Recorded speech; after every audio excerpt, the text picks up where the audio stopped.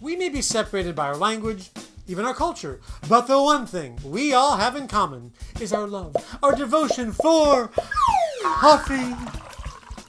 And it's served everywhere too.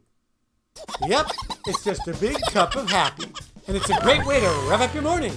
There's no question coffee is definitely more than just a drink. It became popular all around the world in the 17th century. And that's why it's something we can all share together.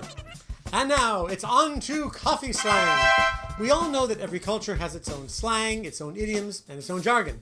Well, coffee is a culture too, so it also has its own language.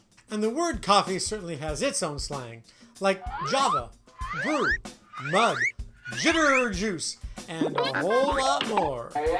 So let's take a look at some popular Java jargon, some jitter juice jive, some latte lingo, so you're prepared the next time you want to order your next cup of coffee. Okay, let's start with the basics, which can already be kind of confusing. I'll explain. Black coffee, that's just pure, straight black coffee. It's not watered down with anything else. It's just a cup of caffeine, which is really a good thing if you have to wake up in the morning.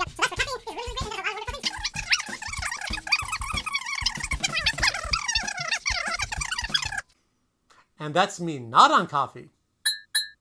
The opposite of black coffee is decaffeinated coffee, but we don't say that. It takes too long. We just call it decaf. And if you have a cup of coffee that's half decaf and half regular coffee, it's called half calf. Now, here's some of the most popular coffee drinks you may want to order the next time you go to a coffee house. I'll explain each one. Then we have another confusing one, cafe au lait and cafe latte. Why is it confusing? Well, because cafe au lait is French for coffee with milk. And cafe latte is Italian for coffee with a milk. But they're different. What? Let me explain. Now, here's where it gets really confusing. In many parts of the United States, a black coffee is the same thing as a regular, which is just black coffee. There's nothing else in it, just a regular black coffee.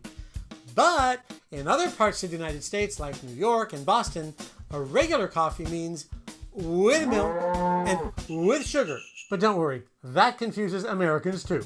We'll start with the espresso, which many Americans incorrectly call espresso, which always makes me think of an emotional, expressive cup of coffee. The espresso is just strong black coffee made by forcing steam through ground coffee beans. A cafe au lait is made from equal parts of brewed coffee and steamed milk.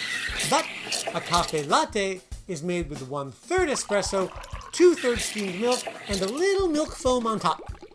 Then we have a variation of the cafe latte, which is the chai latte.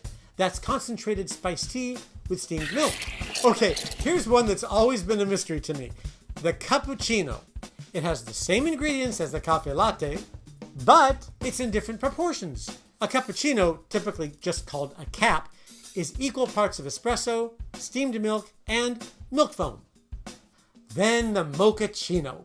It's just like the cappuccino, except it's made with life-giving chocolate. Next we have the macchiato.